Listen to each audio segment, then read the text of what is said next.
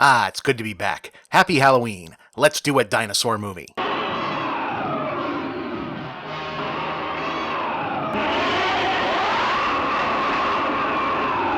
Dinosaurus, yep, that's the title, complete with exclamation point, was an independently produced color monster movie made in 1960 by maverick indie producer legend Jack H. Harris, a second-generation son of Polish-Jewish immigrants from Philadelphia who'd worked his way up from vaudeville child performer to publicist to distributor and producer and ultimately planted his flag as a force to be reckoned with in Hollywood as the man behind the out-of-nowhere surprise 1957 cultural phenomenon The Blob, and thus sort of the discovery of soon-to-be superstar Steve McQueen in the main character role. An eye for talent and an affinity for gently offbeat but appealing genre fare would continue to be Harris' trademark throughout his career, since he'd go on to put his name behind previous Schlocktober alumni Equinox, which launched the careers of multiple special effects legends, John Carpenter and Dan O'Bannon's Dark Star, enough said, and even John Landis' debut feature Schlock. So I guess the legacy on that one might be a little debatable at this point. Ahem.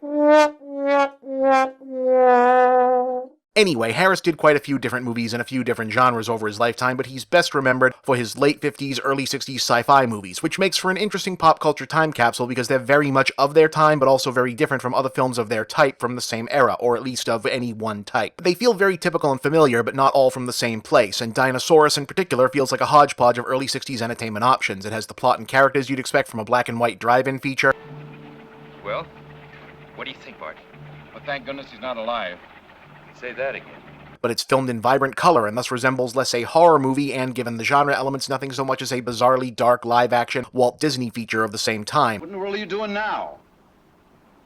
I'm going down to Davy Jones' locker for my mother's portable icebox, in which I had stashed all sorts of goodies for you guys to eat. Betty, wait, the water's not safe. Ain't love wonderful? What's happening? Well, they just dove in for a swim. That's dangerous. There's still debris churning around down there. Yeah. Ain't love strange?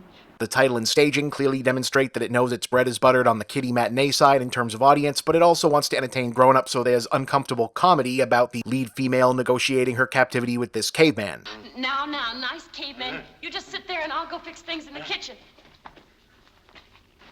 Oh yeah, there's also a caveman in this. I should probably do the plot. Okay, so Dinosaurus takes place on an unnamed Caribbean island where the unnamed locals are thrilled by the presence of American workmen from an unnamed construction company building a modern-style shipping harbor on their coast, because it's 1960, and that means colonialism is blue-collar and benevolent. See, very good. Soon big boats will land in our harbor. Then much happiness. The only guy who doesn't like the Americans is our villain for the piece, Hacker, the island manager who knows the arrival of bigger businesses to the island will interfere with his previously unquestioned petty tyranny. Come another step closer, boss man, or I'll... You what? I'll slash you to ribbons.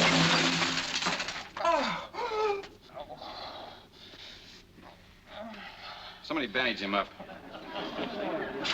Anyway, the blasting for the harbor unearths a freezing cold underground river and the bodies of two perfectly preserved, frozen, solid dinosaurs, a Brontosaurus, which amusingly was the correct name for that when they made this, then the wrong name for a while, then the right name again because paleontology is interesting, and a T-Rex. Is he alive, Senor Bart? No, he's not alive. Are you sure? Yes, I'm sure. Then why are his eyes open? Well, he just slept with them open, that's all. Yeah, that's how that works, sure. If nothing else, Dinosaurus is efficient as hell about getting us to this point. This is basically the entire conversation about what to do about the dinosaurs immediately after they found out that there were dinosaurs. Million-year-old dinosaurs. The same, Bart. I don't know what else they could be, but I'll tell you one thing. One look at them and you'll never forget them. You see? This ought to be worth a fortune. We must have blasted through the rock that entombed them. Some compressed gas caused the freezing, I guess. As island manager, I demand you bring those things up. Oh, tread lightly, Hacker. You don't demand anything around here today. Is the governor still in Washington? So far as I know, he is. And that leaves me in complete charge of this island. Well, we'll send him a wire and have him contact the Smithsonian. They'll send paleontologists down here right away. We'll bring the critters up and put them on the beach. You think the big crane will handle them? I think so. All right, get her set up and I'll be with you in a minute. Oh, also, Hacker finds a frozen caveman and decides to keep it for himself so he can sell it on his own, and then everyone decides that it's cool to just leave the frozen monsters on the beat for the night so that they can go get dinner. O'Leary, I got a job for you tonight. Babysitting. With whores, children? Those dinosaurs over there. Oh, saints preserve us. Then they're really there. Ah, thank the good Lord. I've been seeing them all afternoon and was afraid to tell anyone for fear it was the DTs. it's nice that they spread some of the casual racism around to the white guys, too.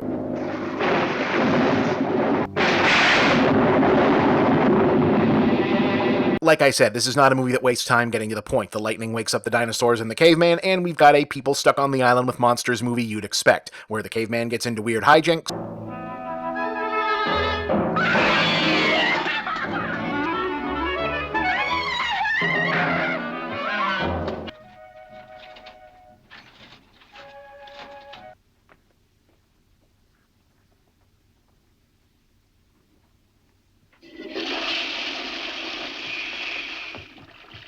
the workmen and the islanders head for an abandoned fortress to defend themselves from the dinosaurs,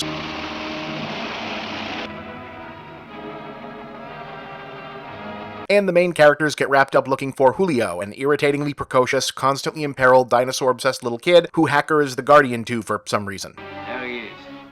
Now get the kid out of the way. No! No, Chipman! It's not right to kill! You are friendly. We are going to be friends. You and me. I know you don't know which way to run. And I wish I could tell you. But you see, I'm just a boy and I'm lost. The plot of such a film is, of course, perfunctory. We're here to see monster action, and Dinosaurus delivers the requisite kitschy but colorful fight scenes.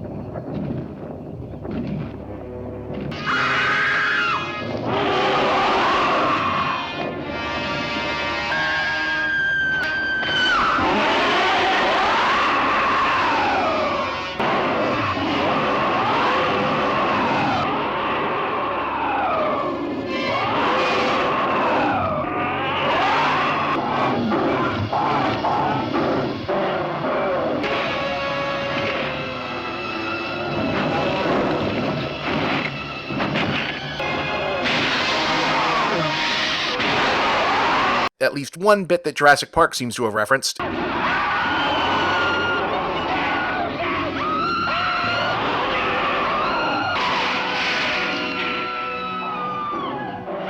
And it's big, probably the reason we made the movie Showpiece, a battle between the T-Rex and the hero driving heavy machinery that some have suggested may have inspired the finale of Aliens.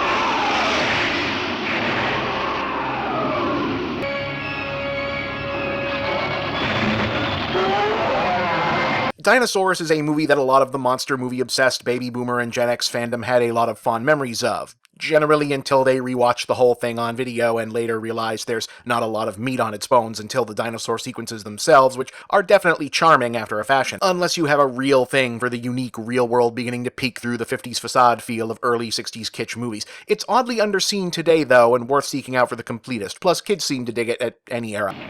You're in charge. I got an idea. Hey, wait a minute! And while this may seem a bit conventional for a Schlocktober film, don't you worry, there's 5 Thursdays this month. It's gonna get weirder.